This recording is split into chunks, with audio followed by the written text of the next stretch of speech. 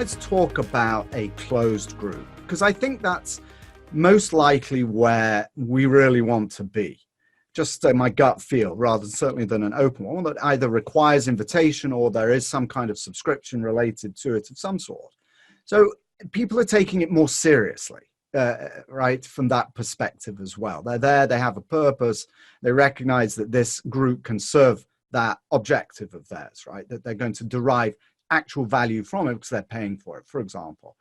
What are the dynamics inside a group, the way that members communicate with each other? Well, I think that's the beautiful part about a Facebook group versus a Facebook page. You know, when we have a Facebook page, we're just sharing content and, people, might like it or they might leave a comment, but there's no real deep relationship building going on there. But inside of a Facebook group, it's a totally different dynamic. So community to me is bigger than me just talking to someone and them talking back to me. That's just a one-sided, that's just a two-way conversation, right? But community is where you lead the conversation, or others can even lead the conversation, frankly. But it's about the community as a whole supporting one another and sharing information and all of that. Yeah.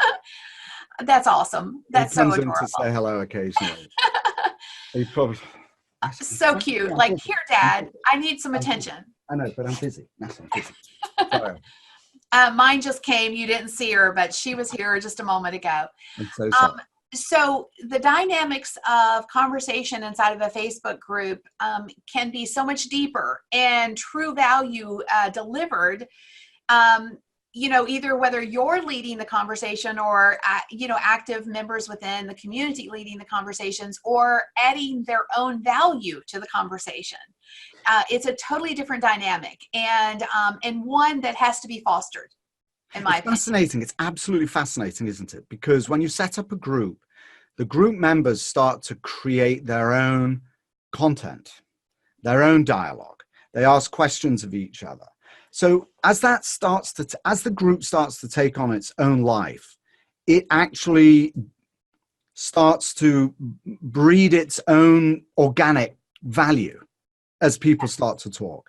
So as a moderator, as the leader of a group, how do you interact with that? What are best practices, again, for spurring things along, for providing ultra high level value that kind of keep things moving and growing?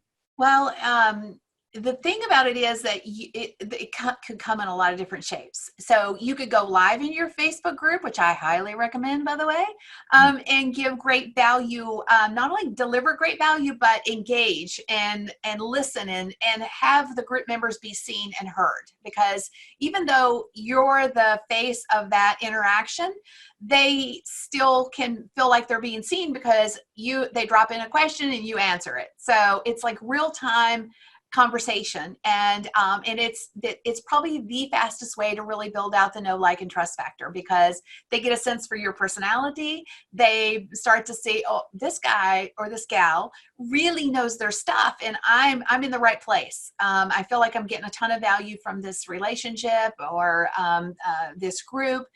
So the Facebook Lives are huge. I also think that there's a lot of value in what I call themed days, meaning, and again, it depends on, I'll give you a couple of my examples because every niche is totally different. But for me, it's like, it could be, well, I'll use one for you. Maybe it's Investment Tip Tuesday, or, Tech Tip Thursday, or Facebook Friday, where you're encouraging the members to connect on Facebook, on their Facebook pages, to support one another, get their numbers up, et cetera. Twitter Tuesday, there's lots of different ways that you can engage and have them engage with each other on Facebook or on other social platforms, so that there's that connection, or leverage those theme days just to deliver more additional value, Do you have guests? Do you bring guests in? And you can do guests as well. Absolutely. And I think that's where the Facebook Live element can really be impactful. Because then they see the both of you and they, oh, wow, this is like, this is amazing. I have access to this content. Where else would I get it? So that circles back to the Facebook Live, but I highly recommend, whether it's it's 2, it could be up to 4, or depending on the tool, you could do even 6. You could do a panel inside of your Facebook using a Facebook group and using, Facebook Live with the right tools.